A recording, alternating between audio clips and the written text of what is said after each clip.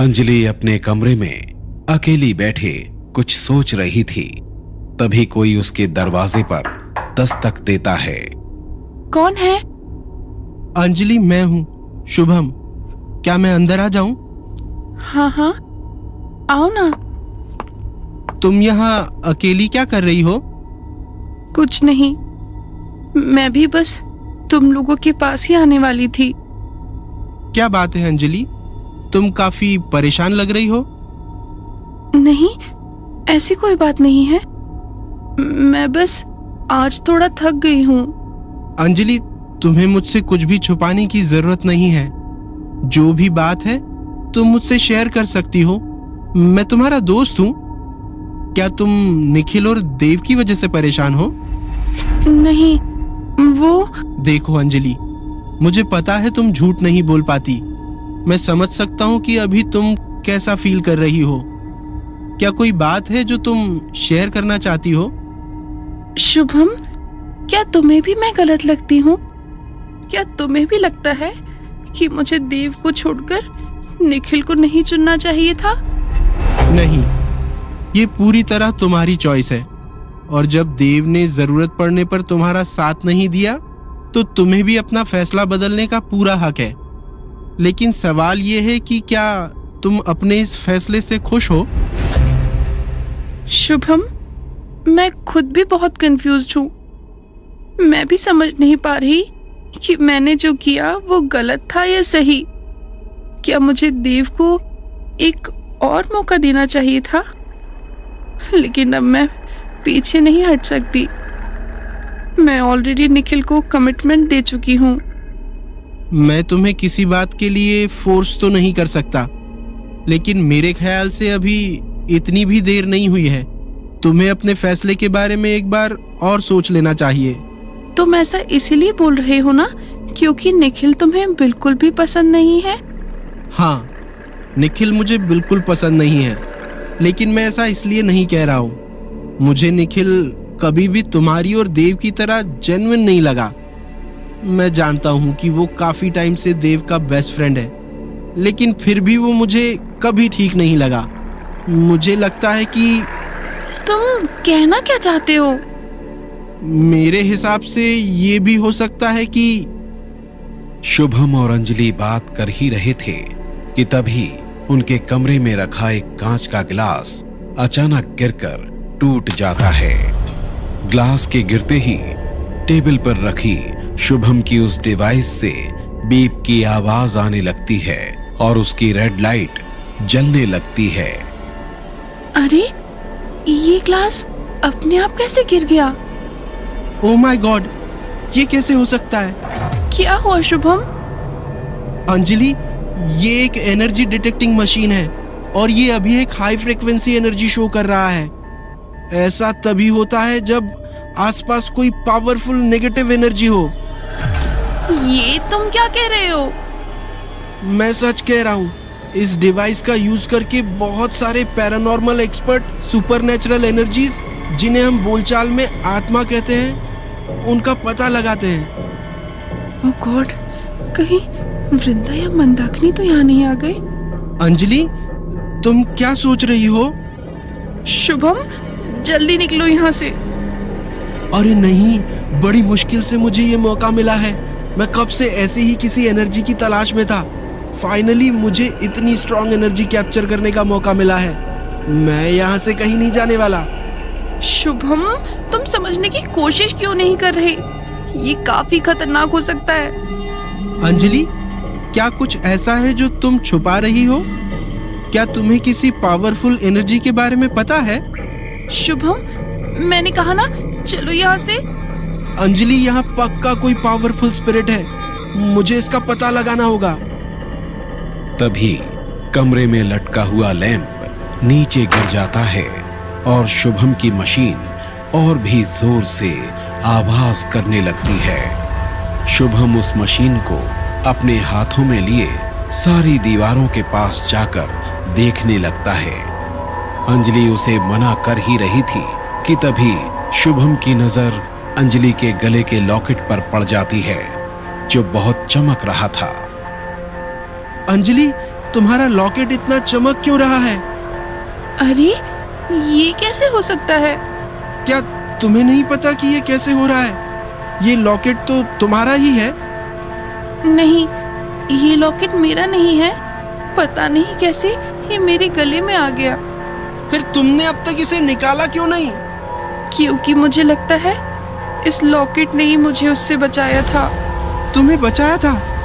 किससे बचाया था? उस आत्मा से। क्या तुम्हारा किसी स्पिरिट से सामना हुआ था? शुभम, अभी इसके बारे में बात करने का टाइम नहीं है। जल्दी यहाँ से चलो। अंजलि, मेरी बात समझने की कोशिश करो। ये डिवाइस बता रहा है कि आसपास कोई आत्मा है और तुम्हारा लॉकेट भी चमक रहा है। क्या तुम्हारा लॉकेट भी यही बताना चाहता है कि आसपास कोई आत्मा है? उस कमरे की लाइट बंद चालू होने लगती है और सारा सामान हिलने लगता है। शुभम, फौरन यहाँ से निकलो। यहाँ हमारी जान को खतरा है। मैं कब से इस मौके का इंतजार कर रहा था। आज मैं अपने सारे सवालों के जवाब पाए बिना कहीं नहीं जाने वाला। शट अप शुभम, यहाँ पहले ही कई लोगों की मौत हो चुकी है। ऐसा करके तुम अपने साथ साथ मेरी जान भी खतरे में डाल रहे हो। चलो यहाँ से। अपनी बात पूरी करके अंजलि शुभम का हाथ पकड़ती है और उसे लेकर भागते हुए कमरे से बाहर चली जाती है। उन दोनों के बाहर जाते ही कमरे में वही काला धुआं छा जाता है और कुछ ही पल में वो धुआं उस औरत में बदल जाता है। ये कैसे हो सकता है? मैं तो खामोशी से इस लड़की पर नजर रख रही थी। इससे मेरे होने का एहसास कैसे हो सकता है? क्या कोई है जो इसे सारे खतरों का संकेत दे रहा है? जरूर कोई बहुत बड़ी ताकत इस लड़की को सारे खतरों से बचाना चाहती है। मुझे बाबा को इस बारे में बताना ही होगा। वो आत्मा फिर से काले धुएं में बदल जाती है और फिर अचानक वहां से गायब हो जाती है। दूसरी तरफ आधी रात को उस खंडहर में वृंदा और निखिल बैठे हुए थे।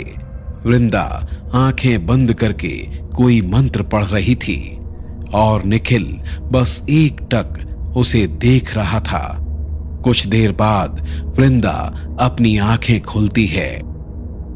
तुमने 2 घंटे से मुझे यहाँ बिठा कर रखा है। क्या तुम मुझे बताओगी मुझे यहाँ क्यों बुलाया है? क्या तुम कुछ देर शांत नहीं रह सकती? मैं तुम्हारा ही काम कर रही हूँ। तुम मेरा कौन सा काम कर रही हो? वैसे भी अब मुझे तुम्हारी किसी भी बात पर भरोसा नहीं है। अगर तुमने अभी मुझसे ऐसे बात करना बंद नहीं किया तो उन लोगों से पहले तुझे अपनी जान गंवानी पड़ जाएगी। अगर तुम्हें मुझे मारना होता तो कब का मार चुकी होती। लेकिन तुम अच्छी तरह जानती हो कि अंजलि को हराने के लिए तुम्हें मेरी जरूरत है और मेरे बिना तुम कभी अपने मकसद में कामयाब नहीं हो सकती। इसीलिए बार बार मुझे मारने की धमकी देना बंद करो। इस लड़के को मेरी कमजोरी का पता चल गया है, इसीलिए मेरे सर पर चढ़ता जा रहा है। अब क्या सोच रही हो? जिस काम के लिए मुझे बुलाया है वो पूरा करो। मुझे वापस जाना है। पता नहीं वहाँ देव और उसके दोस्त क्या खिचड़ी पका रहे होंगे। वो देव बार बार अंजलि के करीब आने की कोशिश कर रहा है। अब ऐसा कुछ नहीं होगा। ये कहकर वृंदा की नजर सामने रखे एक सेब पर जाती है। वृंदा उस सेब को उठाती है और उसे निखिल की तरफ बढ़ा देती है। तुमने इतनी रात को मुझे यहाँ एप्पल देने के लिए बुलाया है? बेवकूफ लड़के, ये कोई मामूली सेब नहीं है। इस पर मैंने वशीकरण मंत्र का इस्तेमाल किया है। इसे अपने हाथों से अंजलि को खिला देना। ऐसा करने पर वो लड़की कम से कम 3 दिनों तक तुम्हारी हर बात मानेगी और इसी बात का फायदा उठाकर तुम उसे यहाँ से कहीं दूर ले जाओगे। जैसे ही अंजलि देव से दूर जाएगी, मैं देव को मारकर उसकी आत्मा को हमेशा के लिए अपना बना लूंगी और फिर मैं और मेरा देवराज हमेशा के लिए एक हो जाएंगे। उसके बाद अगर मेरा वशीकरण टूट भी जाता है तो भी कोई बात नहीं, उस लड़की के वापस आने से पहले देव की मौत हो चुकी होगी। वो चाहकर भी कुछ नहीं कर पाएगी। क्या सच में ऐसा हो सकता है? अगर तूने बिना कोई बेवकूफी किए ये काम पूरा कर दिया तो जरूर हो सकता है। ठीक है, फिर मैं जाकर ये एप्पल जल्द से जल्द अंजलि को खिला दूंगा।